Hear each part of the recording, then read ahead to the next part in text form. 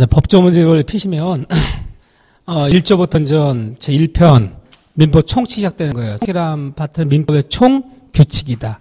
앞으로 민법은 모든 공통된 법의 용어의 뜻을 정의해낸 곳이다. 쉽게 얘기해서 이게 영어 배울 때 보면 영어 사전이다. 그래서 궁금하면 여기서 배운 그 용어의 뜻을 찾아봐야 된다니까. 근데 민법 총칙은 제1편 첫 페이지에 1조 법원이 파트부터 나와 있는데 그래서 1조부터 102조까지는 시험 범위가 아니다. 그래서 시간이 되고 내가 민법이랑 과목을 그냥 알아보자. 이러면 슬슬 읽어도 되지만 시험에 붙느냐 떨어지냐 만 놓고 보면 1조부터 102조까지는 시험 범위가 아닐 때 전혀 출제하지 않기 때문에 볼 필요가 없어요. 여러분들이. 제가 얘기했죠. 욕심 부릴 필요가 없다. 모든 것은 우리 시험에 붙느냐 떨어지냐 보자는 거죠. 그래서 편집도 사실은 우리가 그 1조부터 중요한 법조 몇 개 편집을 해놨지만 정확히는 어디 시험범위냐. 우리 교재 넘기시면 법조 발책 넘기시면 2페이지 제5장 법률행위 여기부터 시험범위예요. 여기부터 여러분들이 시험 문제 나오기 시작하는 거예요. 여기부터. 총칙은 출제면 10문제. 여기부터 어디가 시험범위냐. 먼저 총칙만 먼저 범위를 정해 줄게요. 그 103조부터 154조까지 154조.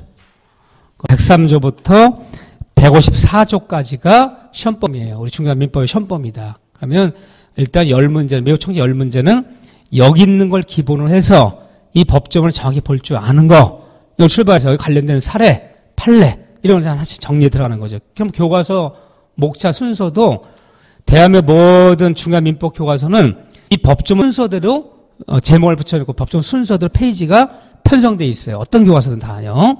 그럼 먼저 제103조라는 거 볼게요. 제103조. 자, 이해가 되든 안 되든 한번 상견례 하는 거예요. 이 103조 이 다음에 보면 이 103조 반드시 한 문제가 꼭 나오는 파트인데 여기 관련되는 부동산에 관련된 사례, 판례 이런 것들은 이 다음에 이제 정규 수업에 들어가면 찬찬히 볼 것이고 먼저 한번 상견례 보자고. 제103조. 그러면 항상 모든 법조문에는 제 몇 조라고 돼 있고 가로가 쳐져 있어요. 가로. 쳐져 있고 제목이 나와요. 제103조 반사회 질서의 법률행위. 항상 이 법조문에 이렇게 제목이 나온다. 이 제목이 우리 교과서 받은 뭐냐? 이 제목이 바로 교과서 목차가 되는 거예요. 목차 이렇게 제목이 교과서 목차가 있을까? 번호가 있을까? 제목이 있을까? 제목을 이걸 그대로 쓰는 거예요. 반사회 질서. 이렇게 돼 있는데 반사회 질서를 우리가 또 다른 말로 뭐라 부냐면요. 요거를 사회적 타당성이라고. 사회적 타당성 같은 말이에요. 반사회 질서, 사회적 타당성 이렇게 불러요. 그래서 103조 위반이라면 103조 법조 위반해버리면 반사회 질서에 해당한다 이렇게 부르고요. 또 103조 이 법조를 위반해버리면 여기 해당한다 이렇게 부르고 사회적 타당성이 없다라고 불러요.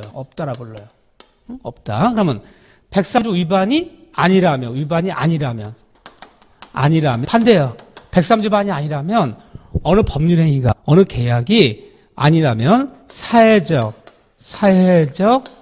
타당성이 있다라 불러요. 위반하면 사회적 타당성이 없다. 위반하지 않았다. 사회적 타당성이 있다리 불러요. 일단 하나씩 글자를 뽑자고 이렇게요.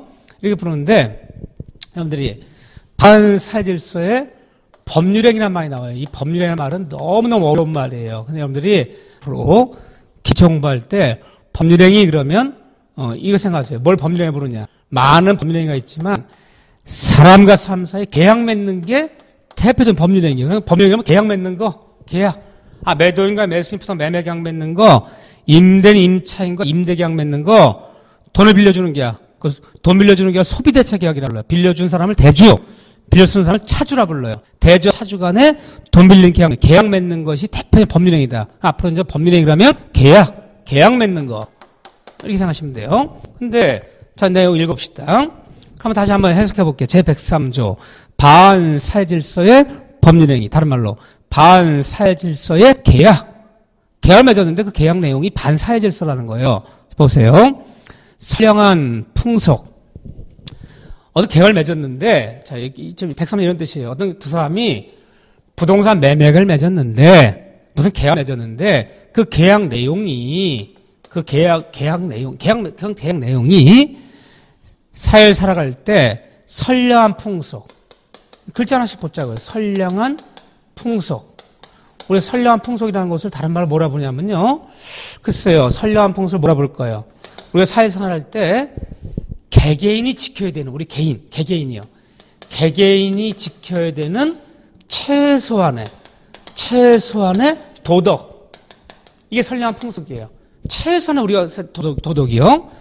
우리 대한민국 민법에 보면, 친족법에 보면, 우리는 일부일처제를 삼고 있어요. 근데 뭐 첫 계약을 맺었다. 내연관계를 맺는 계약을 맺었다. 너 나랑 3년간 내연관계 유지해주면, 3년 만나주면 집 한 채 주겠다는 계약을 맺었다. 응? 근데 우리 법조문에는 개개인의 우리 일부일처제, 일륜에 반하는 거, 응? 이런 거에 미풍양수에 반하는 거, 도덕에 반하는 거. 이거 선량한 풍속이 어긋났다는 거예요. 그 계약 내용이 뭐 첩계약이라든가 뭐 내연관계 이렇게 응? 개인의 도덕이 어긋나거나 응? 이걸요 선량한 풍속 다 어긋나거나 또는 그 계약 내용이 그 법률의 내용이 여기 어긋나 또는 도덕이 어긋나지 않더라도 거기 보면요 사회 질서 이 사회 질서라는 것은 내 개인의 문제가 아니에요. 선량한 풍속은 개개인이 지켜야 최소한 인간의 도덕을 얘기하는 거고요.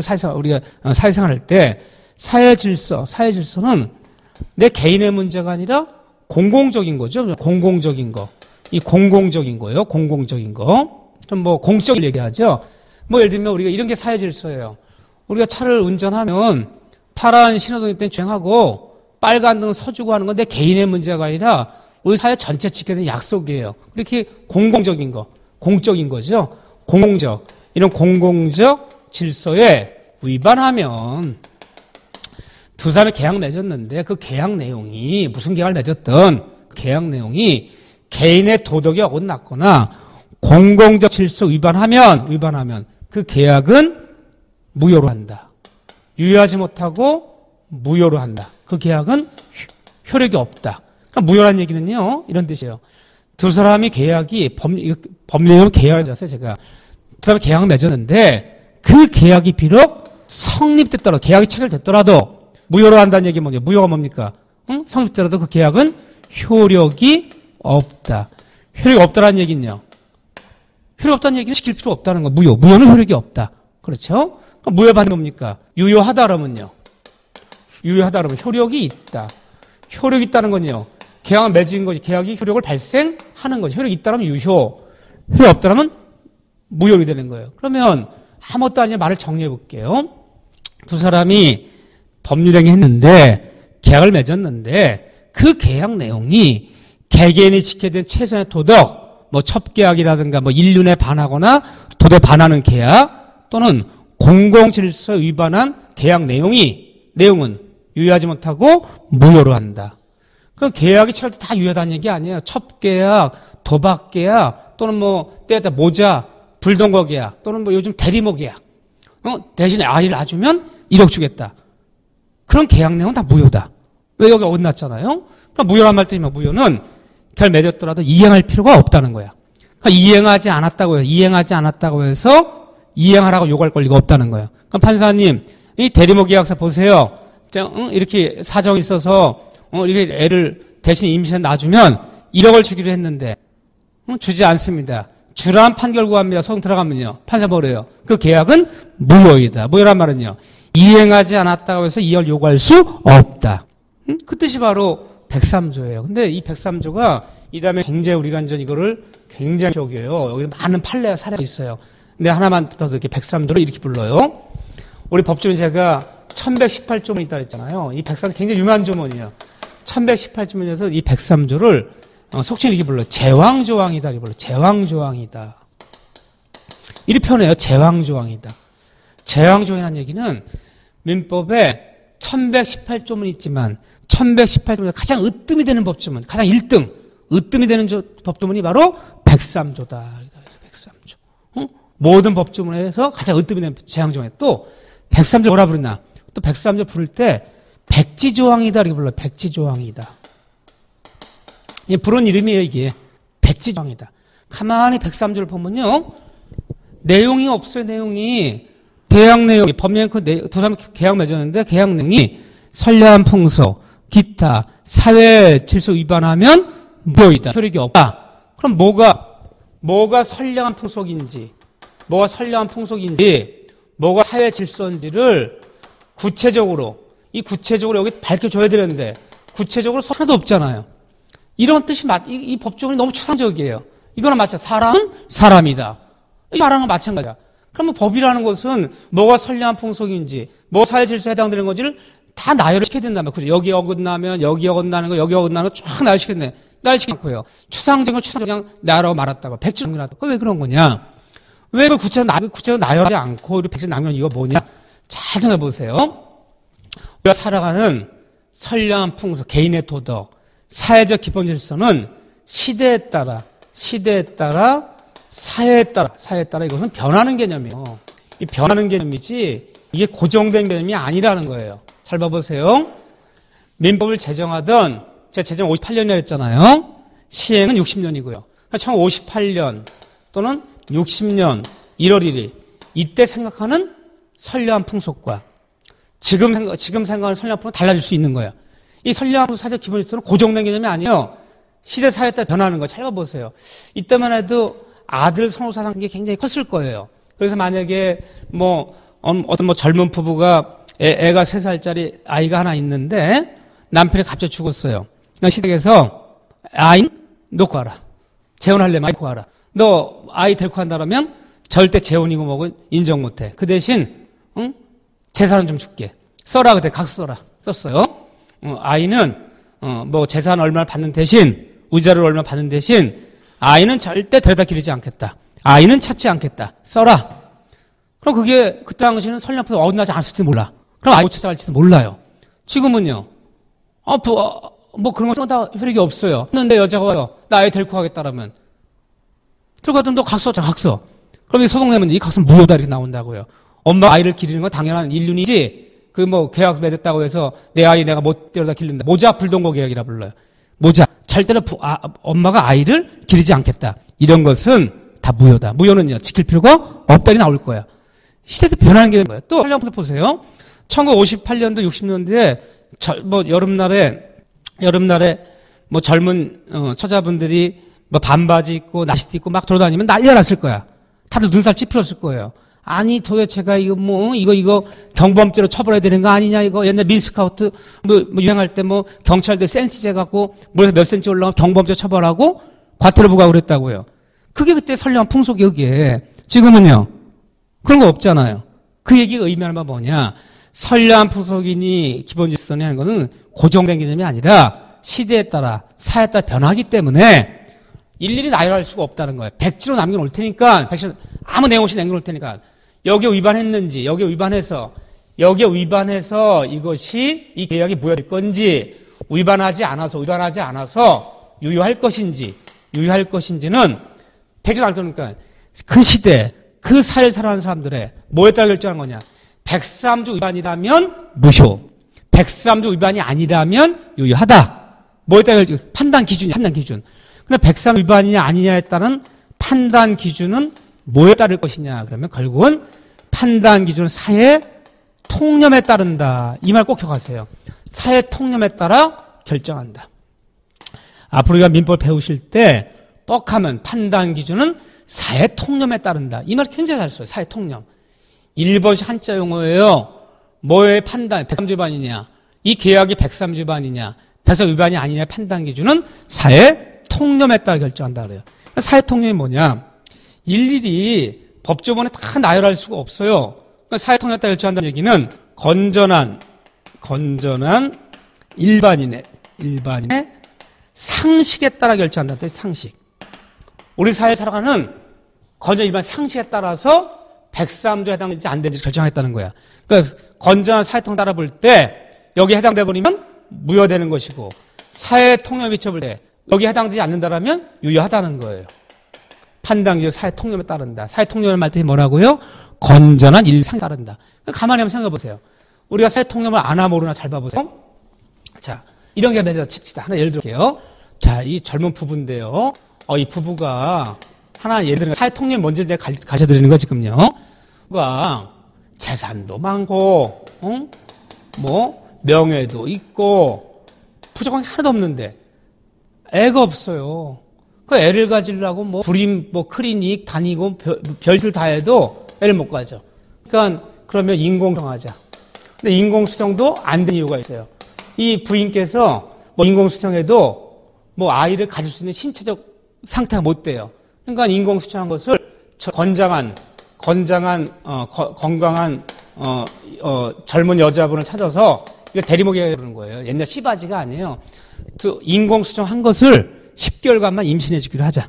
10개월 후에 당신이 낳아주면 몸만 빌려주는 거죠. 1억 줄게. 그래서 이 여자가 또 사정이 있는 딱한 여자야. 그래서 1억 받기로 하고 인공수정한 것을 10개월 임신으로 계약을 맺었어요. 그래서 아이를 낳아주면 출산해주면 무슨 뭐 아침 드라마 요즘 많아 이런 것들 아주 요즘 드라마 다 이거 아주 계약 맺으면 1억 주겠다고 약속하고 아이를 낳아줬어요. 이런 걸 우리가 대리목이라고 이런 거예요. 근데 이 여자분도 아주 사정이 탁한 사람이야. 아주 뭐 눈물 없이 들을 수가 없어. 아주 이게 사정을 읽어보면요. 아이를 낳아줬는데 아이는 데려가고요. 1억을 안 주는 거예요. 1억을 줬다면 뭐 그냥 뭐 남들이 문제 하면 못 되는데 그러니까 소송을 냈어요. 말로 안 되면 법으로 강제할 수 있는 것이 유효한 것이고 법으로 강제할 수 있어야지만 이게 권리되고 의무화되는 거야. 소송 냈어요. 판사가 소장을 읽었는데 판사가 눈물을 흘렸어. 참 기구한 여자 일생이구나. 뭐 이렇게 이런 삶도 다 있나. 인간적으로 굉장히 동정이 가고 인간적으로 굉장히 도와주고 싶어.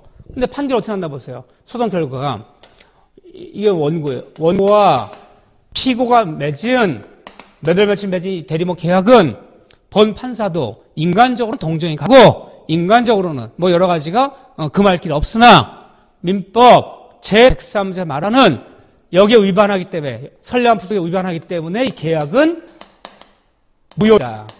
이 판결을 내려서 무효라는 얘기는 효력이 없다는 거예요. 효력이 없다는 것은 이행하지 않았다고 해서 이월 요구할 권리가 없다는 거예요. 이게 무효예요. 근데 판결문 적으면서 판결문에 어떻게 적나 보세요. 판결문에 원과 피고간 계약은 건전한 일반인의 도덕에 비춰볼 때 건전한 일반인의 법 상식에 비춰볼 때 도저히 인정할 수 없는 게 없어. 그 무효란 말을 하면서 건전한 일반의 도덕에 비춰볼 때 우리 일반적 법 상식에 비춰볼 때 도저히 인정할 수 없는 게 없어. 본 판사는 103조 위반이 아니라고 볼 수 없다. 그럼 결국 이제 판사들이 판결문을 쓰면서 판결문에 건전 일반의 상식에 비춰볼 때 우리의 윤리의식에 비춰볼 때 일반인의 법 상식에 비춰볼 때 무효이다. 사회통념을 판례가 얘기하고 있잖아요. 그러면 판당에는 사회통념에 따른다면 구체적인 경우에 대법원 판사들이에요. 판례. 이 판례가 바로 사회통념이 되는 거예요. 판결을 쓸 때 이렇게 쓴단 말이에요. 그래서 103조 위반이 아니냐면 구체적인 경우에 시대에 따라 사회에 따라 변하기 때문에 사회통념에 따라 결정되는 것이다. 이거 하나 더 기억해 주세요. 이 다음에 자세히 보죠. 이런 이야기가 있고 제104조에 불공정한 법률행위 103조 104조는 뭐 거의 시험 문제에 빠지지 않고 나와요. 올해 25회 때도 이게 나왔죠. 104조. 자, 104조를 우리가 뭐라 부르냐면요. 불공정한 법률행위라 불러요. 불공정한 법률행위. 제목이에요. 불공정한 법률 다른 말 뭐라 부르냐. 폭행이라 불러. 폭행이. 자, 예를 들면 남과 계약을 맺었는데 그 계약이 폭리를 취한 계약이라면 폭리를 취한 계약이라면 그 계약은 무효이다라는 거예요. 법적으로는 간단해요. 자, 보세요. 당사자의 궁박이라는 것은 법률용어 이게 궁박이라는 게. 근데 우리가 구학적으로 궁박한다는 것은 경제적으로 어려운 거, 뭐 빈궁한 거. 근데 이게 궁박이 그 말만 있는 거 아니에요. 민법에서 말하는 궁박이라는 것은 경제적으로 어려운 것만 궁박이 아니라 정신적이건 심리적이건 쫓기는 마음이 있다면 다 궁박이라는 것이지 궁박은 경제 원인에 한하는 것은 아니에요. 자, 보세요. 오늘 아주머니가 계시는데 재산은 많은 분이에요. 이번 재산은 많은데 남편분이 밤늦게 기거하다가 뺑소니 차치어서 식물인간으로 지금 중환자실에 몇 개월째 누워있어요. 지금 의식불명으로. 큰아들은 아들이 둘 있는데 술 먹다 술집에서 사람 때려갖고요. 지금 구치소가 있어요, 지금요. 작은 애들은 고등학생인데 가출해서 지금 안 들어와요. 그 얘는 재산이 있지만 마음의 여유가 없어요. 이게 궁박한 거예요. 정신적 여유가 없는 거. 심지어 쫓기는 거. 이것도 궁박이다. 궁박. 이분이 궁박하다는 거. 또는 궁박하잖아. 또는 그 사람들이 거기 보면 백사제에 보면 불법률의 당대 궁박. 그다음에 심표가 찍혀서 심표. 근데 민법 그 법조 읽을 때 그 심표가 있어요.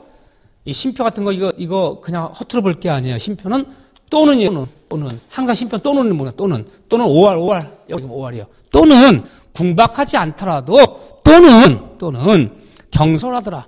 경솔하다는 것은 일반인에 비해서 예측력 너무 떨어지는 사람이야. 일반인에 비해서 예측력 너무 떨어지는 사람. 경솔. 또는 이게 또는이라 해석하는 또는 이 사람이 무경험이요. 무경험이란 말이 뭐냐?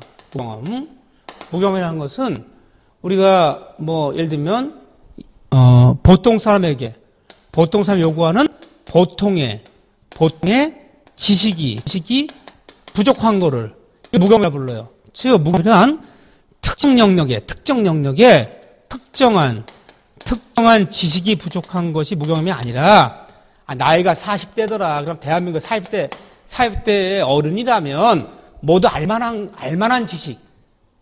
그 지식이 부족해. 그럼 무경험한 거지. 특정 영역, 특정 지식 부족해 무경험이라는 얘기가 아니에요. 보세요. 우리가 40대라고 50대라 그러지만 야, 저기 집사업하면 그 등기 어떻게 내는 거야? 등기? 몰라나요. 그건 무경험 아니에요. 그건 특정한 지식이지. 법무사 이런 사람들 잘 알지만 일반인들이 집사업했다고 등기 내는 거 잘하는 사람 없잖아요.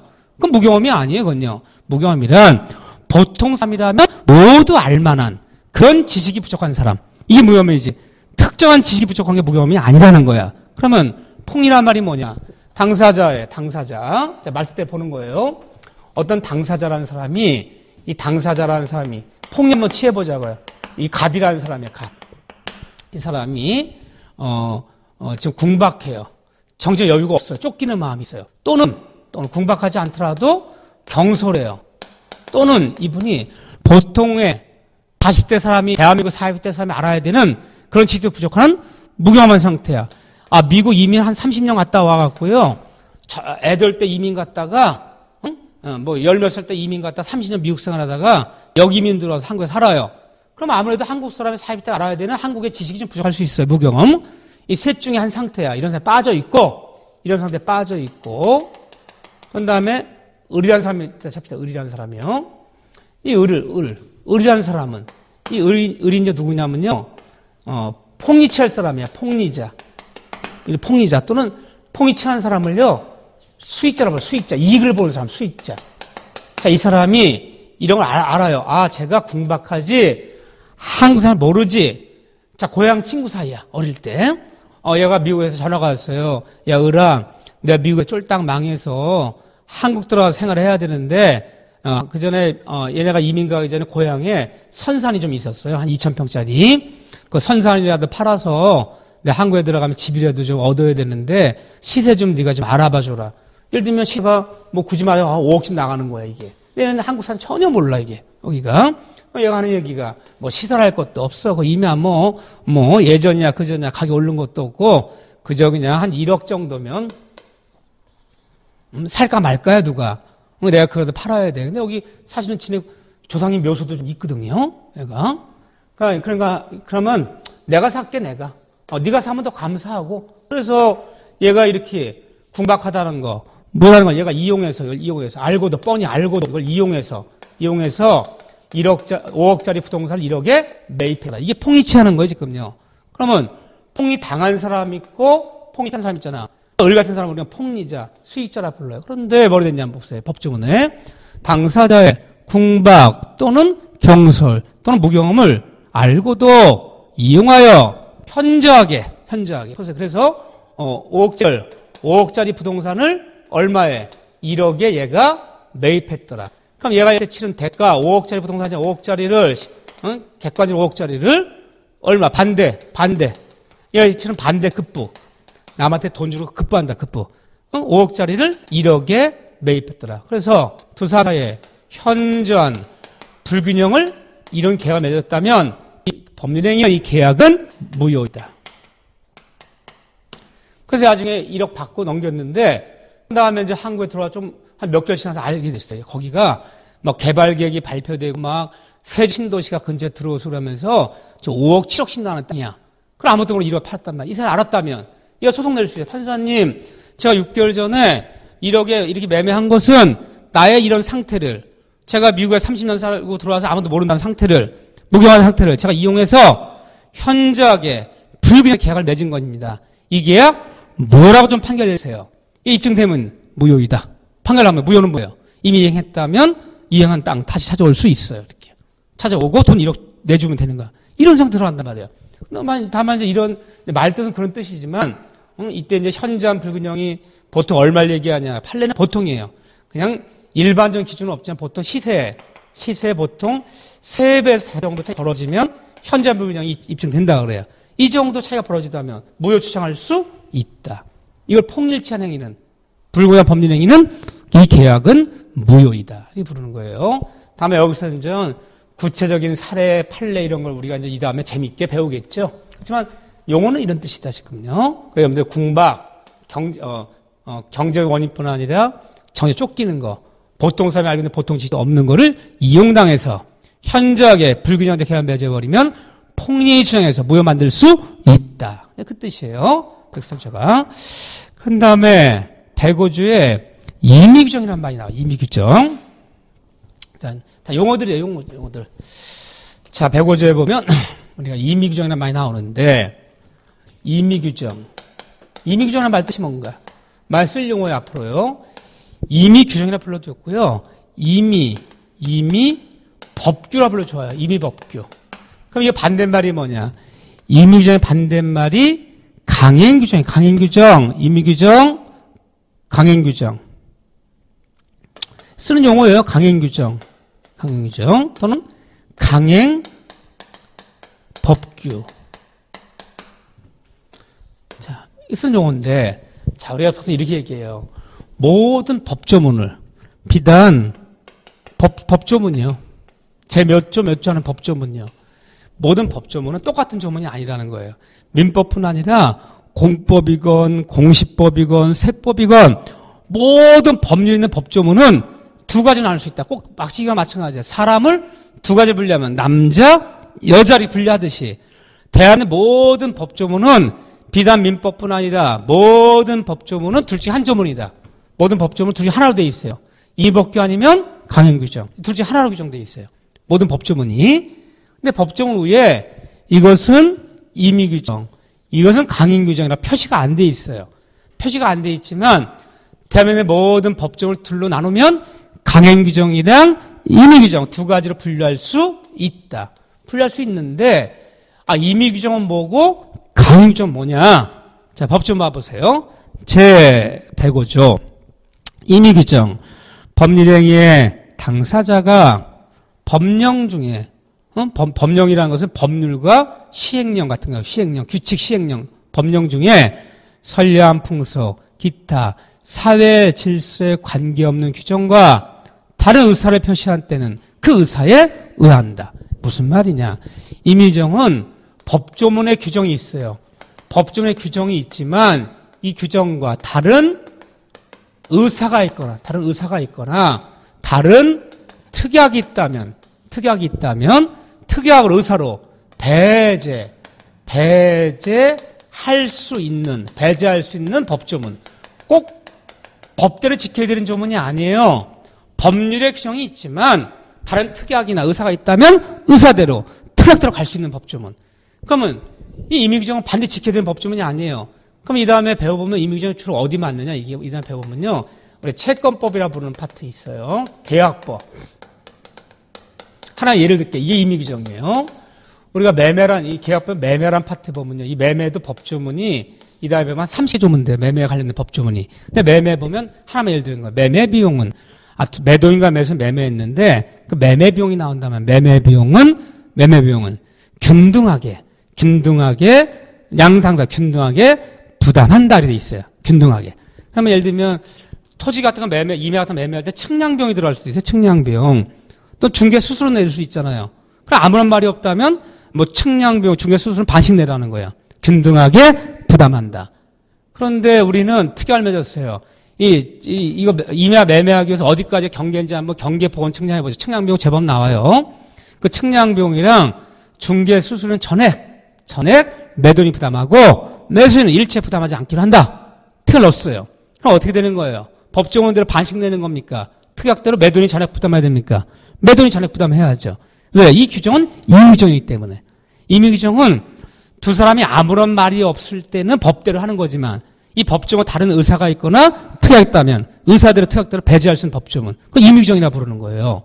그러면 임의규정은 이 법대로 지키지 않고요. 균등하게 부담한 데 있는데 균등하게 부담하지 않고 우리는 전액 매도인이 부담시키기로 하자. 이 특약을 맺었잖아요. 그럼 법조문에 있는 것을 법조문대로 하지 않았잖아요. 법조문 위반하더라도 이것은 그 특약은 유효한 것이지 무효한 얘기가 아니에요.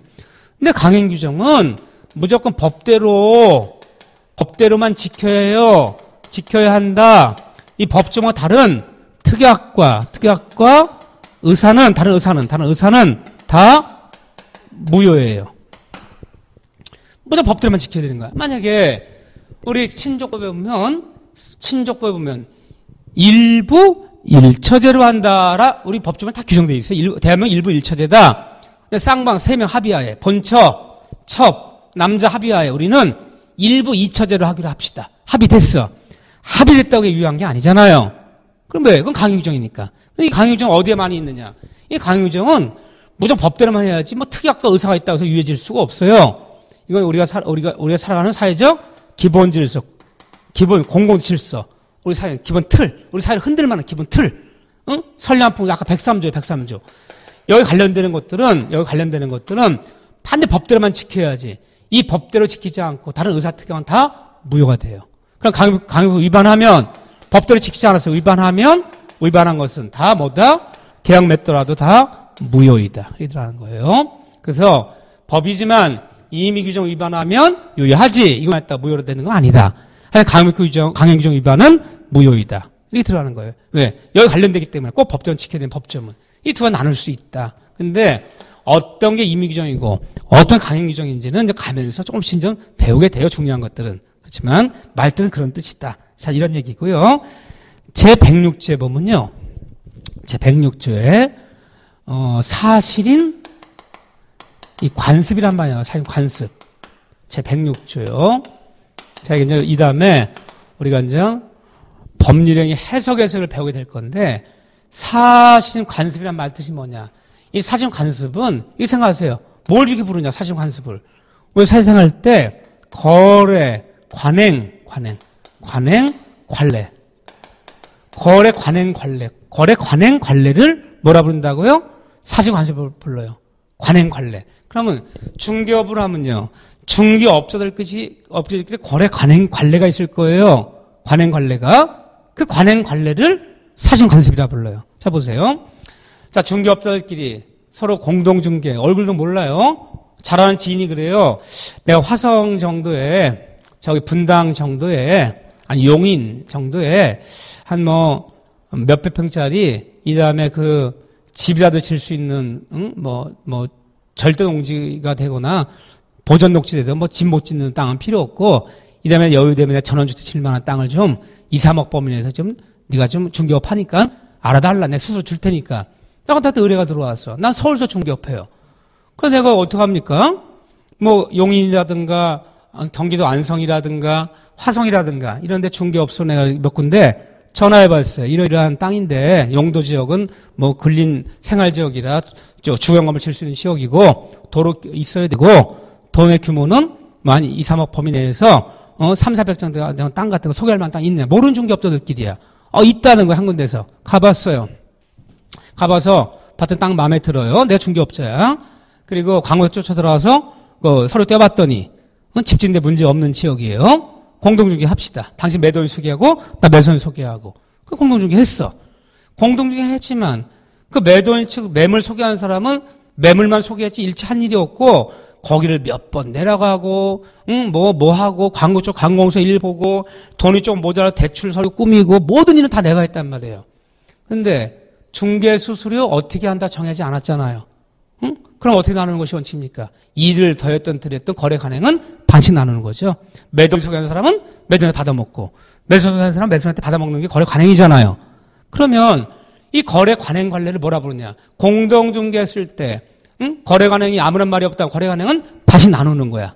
중개 수수료 2를 더했던 덜했던 이게 거래 관행이야. 그걸 뭐라 불러요? 사실은 관습이라고 부르는 거예요. 그런데 문제는 두 사람 사이 분쟁이 벌었단 말이에요. 내가 대뜸 그랬어요.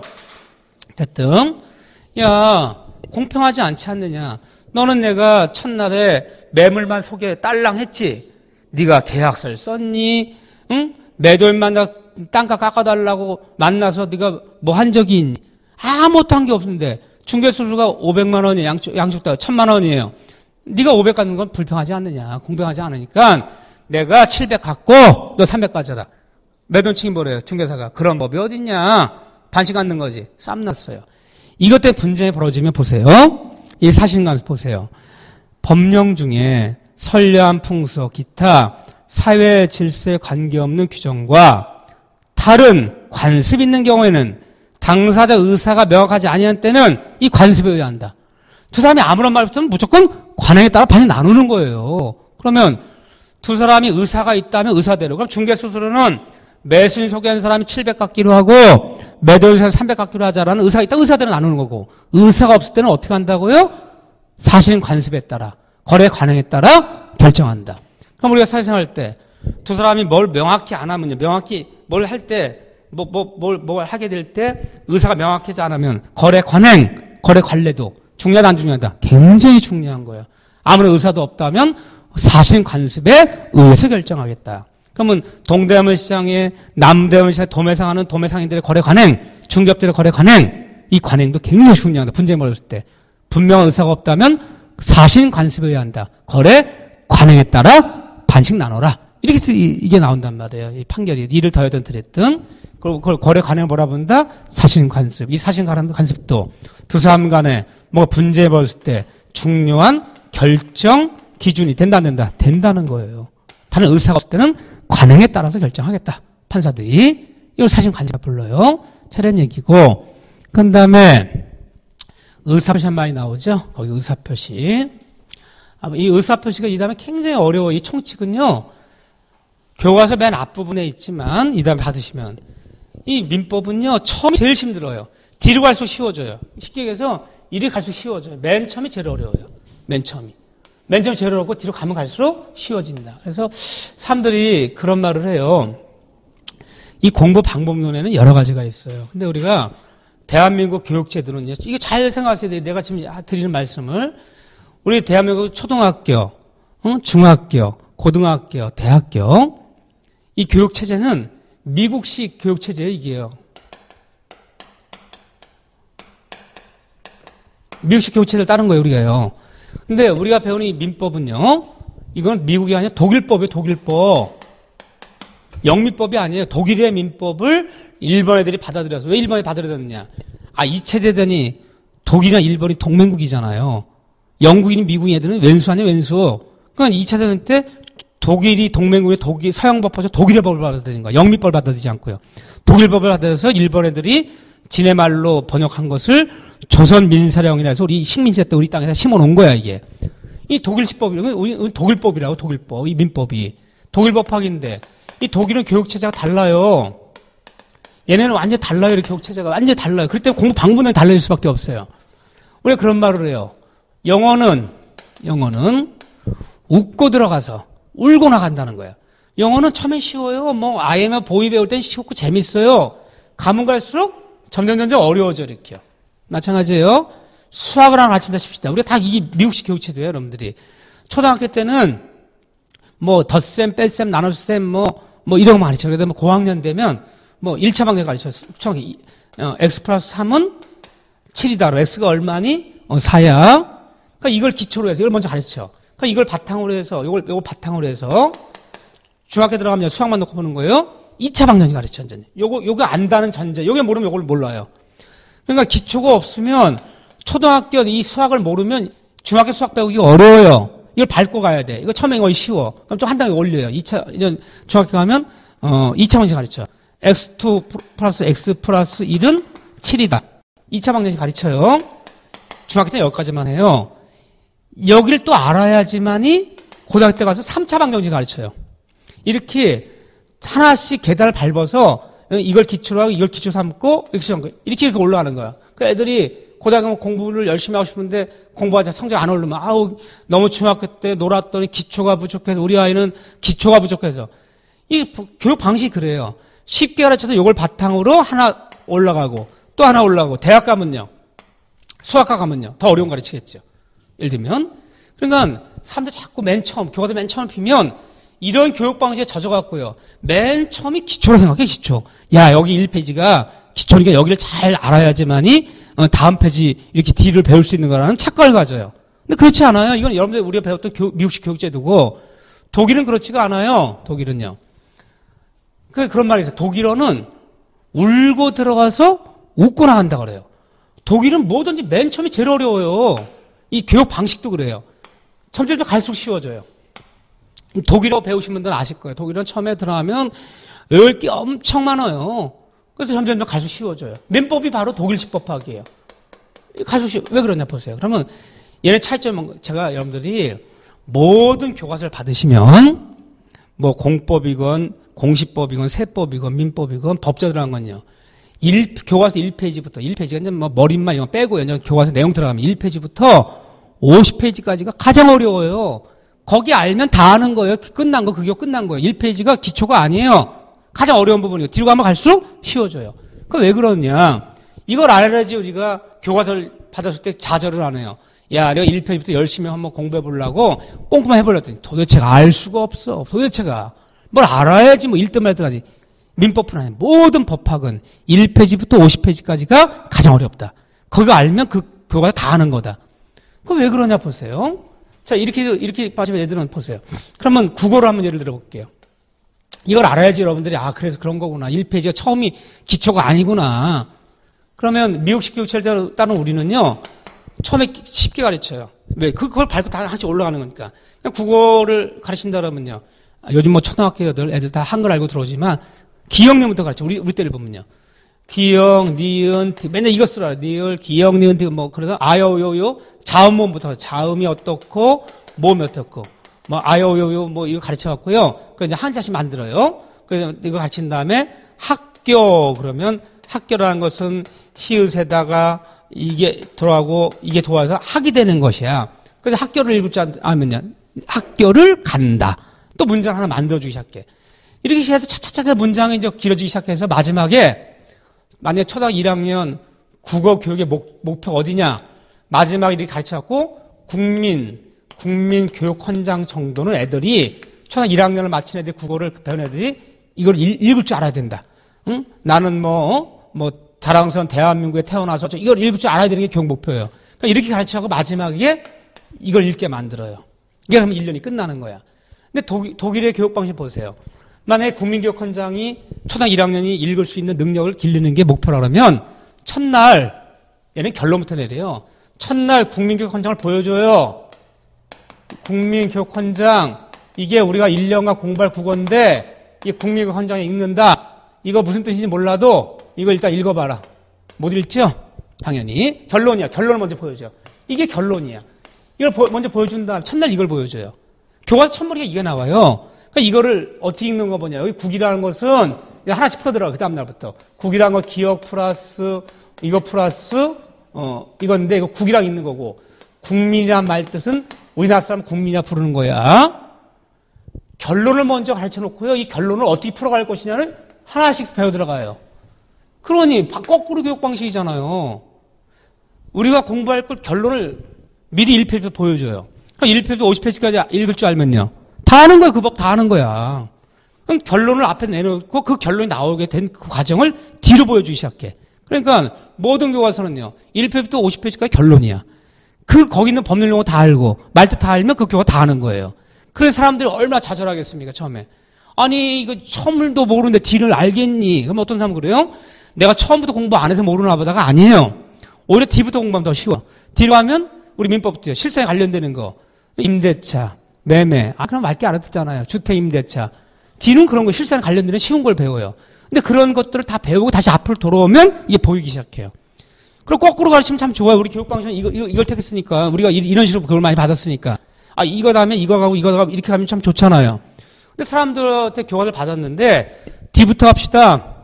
우리 시험 범위가 여기부터 여기까지지만 교과서는 법조문 순서대로 돼 있어요. 근데 D부터 봅시다. 대뜸, 임대차부터 가르치고 저당 가르치면요. 왜 D부터 하냐? 난리가 나. 아, 처음부터 해야지 내가 D부터 해서 못 알아듣는 줄 알아요, 지금.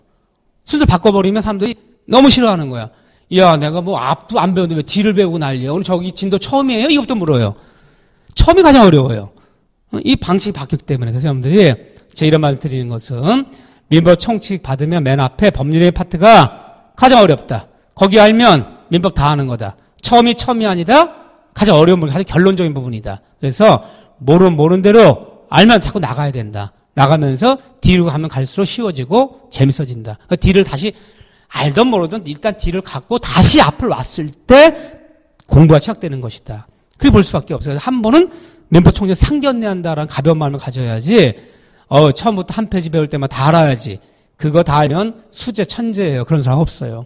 누구도. 그다음에 시간이 가면 총칙은 앞부분은 시간이 가면 서서히 하나씩 깨우쳐가요. 이렇게 배우기 맨 앞에서 배우지만 뒤를 배우면서 앞을 자꾸 깨우쳐요. 아, 이게 법률의 말 뜻이었구나.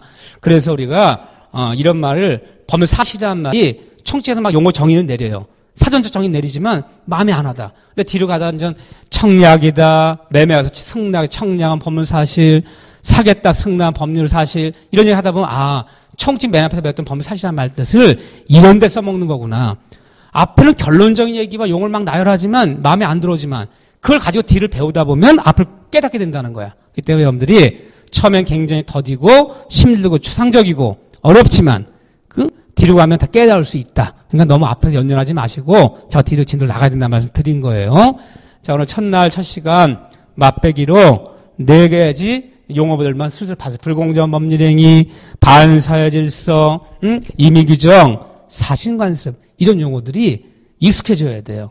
처음부터 익숙해지는 건 아니잖아요. 그렇지만 이런 용어들만 풀었을 줄 알아도 민법 공부의 절반은 끝나는 것이다. 다음 시간부터는 이제 의사표시부터 이제 본격적으로 용어를 풀어 들어가기 시작할 거예요. 자, 첫 시간은 여기까지만 하겠습니다. 여러분들 수고하셨습니다.